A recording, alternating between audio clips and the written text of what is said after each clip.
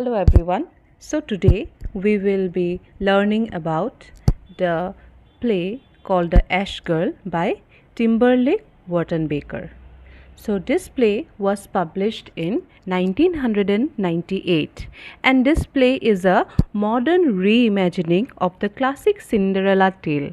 So we all know what is the classic Cinderella tale, that Cinderella, she was exploited by her evil stepsisters and her stepmother, and finally she meets her prince and lives happily ever after. But this story, it comes with a slight twist, okay, and this play, it blends magic realism along with psychological depth, which we did not see in Cinderella story. We only got to see what magic realism, okay. And also in this play, it incorporates the allegorical figures that embody the seven deadly sins.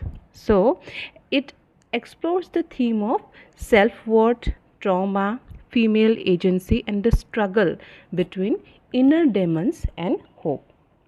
So the play begins with Ashgirl. Okay, so Ashgirl is the protagonist, as we all know, and she is a young woman who lives with her cruel stepmother and her two vain sisters named Ruth and Judith. Okay, and Ashgirl by nature is very timid. Okay, self-effacing, and she also has like very much high self-doubt, and she spends most of her time in the ashes by the fire. So that is how her name came into being. So, and she was cleaning and hiding from the scorn of her family. So the evil stepsisters and the stepmother, they used to bully her. So unlike the traditional versions, her father is alive. Okay, in the traditional version of Cinderella, her father was not alive, but this father, he is alive, but he is absent, and he is withdrawn into grief over his lost wife. Okay, so when Ashgirl lost her mother, her father also plunged into grief, and his absence, it symbolizes the modern parental neglect. So when parents, they abandon their children's needs, and also they are not emotionally available, so because the parent is giving the grief of his own more precedence than the child's grief. Okay, and then the seven deadly sins are also introduced in this act, and they are introduced as the physical characters. So we all know what are the seven deadly sins.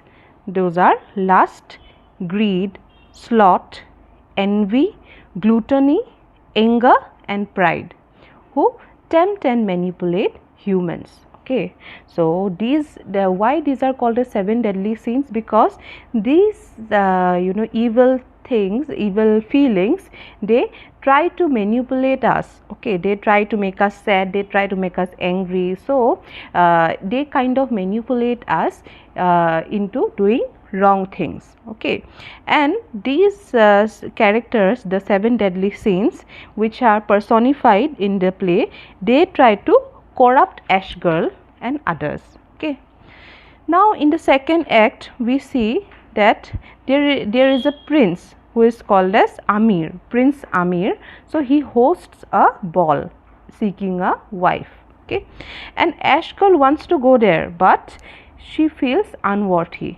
As I told you all, that she has high self-doubt, so that is why she feels that she is not worthy of the prince, and her stepmother also forbids her from attending, and ridiculing her as too ugly and dirty to be seen. And here now the seven deadly sins, they again prey on her insecurities, especially envy and anger, and they whisper her that she will be never loved.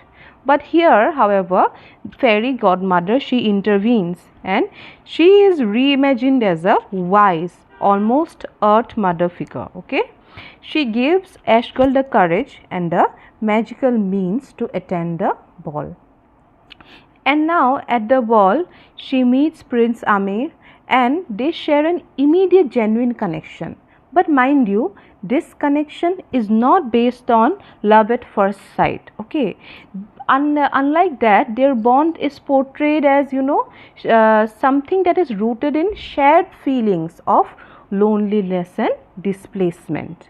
Okay, because Amir also himself, he feels like an outsider being from another land, and so he tries to relate his like feeling of loneliness with Ashgirl. So since they share a common grief, they fall in love.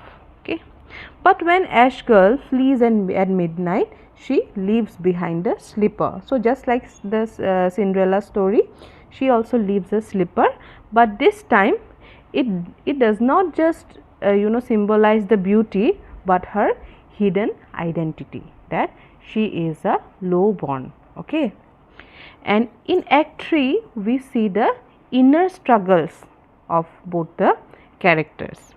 So here Prince Amir, he searches for the girl who fits the slipper, but Ashgirl retreats into despair, and she is convinced that she is unworthy of love, because now you see the 7 deadly sins, they are manipulating her. Okay, and they intensify their attack. They are pushing her towards self destruction, and in particularly we see there is a figure called Sadness. Okay, and it is a shadow like figure which embodies depression, and he nearly consumes her. But there is a time when she confronts these inner demons directly, and she feels that these monsters are actually within herself, and she must accept her past pain to move forward. So you see, unlike Cinderella, who was waiting for a prince to rescue her, Ashgirl here takes matters in her own hands, and she tries to retaliate the 7 deadly sins, and she tries to take a stand for herself, and which with courage she reclaims her own identity, and she accepts the prince's love. Okay, and she, there is a symbolic representation of her beginning to step out of ashes. So stepping out of ashes means what? Stepping out from the old life to a new prosperous life. So this play, it ends on a note of hope, suggesting that true freedom and love, it comes from self acceptance, not an escape through magic or marriage. So this is a very wonderful retelling of the play Cinderella, and the main important themes of this play is the psychological depth of Cinderella. Okay, for example, you see, Cinderella was a passive heroine, she was not very active, but Ashgirl here represents a woman who who was battling depression, self-esteem and trauma. So here we see that women's emotions are being talked about first. Okay, and then the second theme is the 7 deadly sins, which are externalized as inner demons, and it shows how the personal struggles like envy, gluttony or pride manifest in human behavior. Okay, and then it also talks about the themes of exile and belonging, like both Ashgirl and Amir, they feel out of their place, and highlights the immigrant and outsider experiences. So that is also one of the themes. And then there is a theme of female agency, like how she continues her journey from a timid coward girl to a girl who learns to fight her own shadows. And then also there is a theme of love and healing. So the romance is a symbolic mutual feeling rather than a reward for beauty.